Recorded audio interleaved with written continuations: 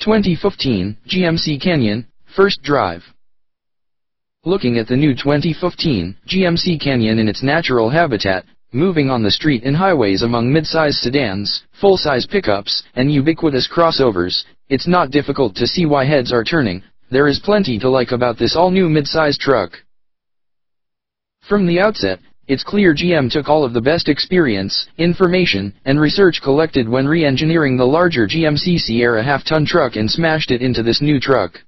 The assumptions were pretty simple. Everything half-ton pickup buyers liked about the 2014 Sierra 1500, quality, conveniences, capability, would certainly play well to mid-size buyers. On paper, there is nothing in this truck that isn't about offering a best-in-class experience. And when you look at the competition, the Toyota Tacoma, Nissan Frontier, and some might include the Honda Ridgeline, the new Canyon has a distinct timing advantage. As we noted in our 2015 Chevrolet Colorado First Drive story, the bar has not been set very high in this segment, which has been without a significant upgrade or redesigned product for almost 10 years. Positioning.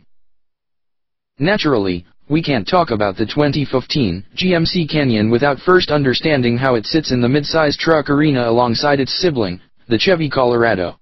Both trucks are based off the same platform, share powertrains, and have practically identical payload, towing and physical specifications. But when it comes to market positioning in this segment, Chevy and GMC will need to be careful. Fortunately, GM has plenty of experience with other pickup, SUV, and crossover twins with the same issues. These two trucks are more differentiated than just about any other Chevy/GMC pair that we've seen, especially in exterior design. Will that be enough for both to carve out a new customer base and keep those buyers satisfied? Much of that is going to depend on both trucks having equally strong and unique marketing messages. If this were Nissan trying to push an Infiniti pickup, or Toyota trying to promote a Lexus with a bed, we're not sure it could work, but GM clearly has enough experience to do more. We spent much of our time during GM's Media Drive event in Southern California north of San Diego testing as many different GMC iterations as we could. Thankfully, we had all trim offerings, base, SLE, SLT, and all-terrain, with both cab configurations, one 28-inch wheelbase for the crew cab short bed and extended cab models, as well as the 140-inch wheelbase crew cab with the 6.5-foot bed, and both engine choices, the all-aluminum 2.5-liter DOHC direct injection inline 4-cylinder and the all-aluminum 3.6-liter DOHC direct injection V6. At this time, all 4-cylinder engines will run 4.10:1 gearing, while all 6-cylinder engines will offer 3.42:1 axle gears. However, there seems to be a possibility that GM could offer a 3.73:1 gear for Chevy's Z71 package and the same for the all-terrain, but for now we have to do without it. The i4 engine with the 4x2 automatic transmission and extended cab will get 20/27/22 mpg city/highway/combined fuel economy, while the V6 4x2 automatic transmission will offer 18/26/21 city/highway/combined EPA ratings. To see our quick impressions and the Canyon in action, click here for our video. Exterior. The Canyon is defined by how different it looks from its Chevy brother or the other trucks in the segment. Channeling a more traditional flavor, the Canyon more closely resembles the full-size with the same cut lines over the fenders and on the hood that the bigger Sierra 1500. The grille also offers a more GMC familial design, with a slightly more organic look as the grille and logo seem to be birthing their way out of the front of the truck. However, the most distinguishing thing about the Canyon look, especially at night, is the use of LED lighting in the headlight surrounds, along with available projector high and low beam headlamps. The top-of-the-line all-terrain offers soft-touch leather with carbon fiber-looking inserts in front and back seats, real aluminum accents and special gauge backgrounds. Embossed into the seat backs is the all-terrain logo, which is also on the dash, center console and is identified outside with 3 separate badges, both front doors and the tailgate. The package also includes a unique auto-track transfer case, similar to the one offered in the bigger half-ton pickups, that includes a full-time all-wheel drive setting in the 4x4 system that's not available on any other segment pickup, the Ridgeline is purely all-wheel drive without the benefits of a low-range gear. All terrains will also have unique badging, headlight, and taillight surrounds, as well as several interior upgrades. How it drives. As you might expect, there is not a lot of significant difference between the driving dynamics of the Canyon or Colorado. The chassis and suspension are the standout features here, capable of offering the smoothest, most comfortable, and most controlled ride in the segment, but with very little personality separation.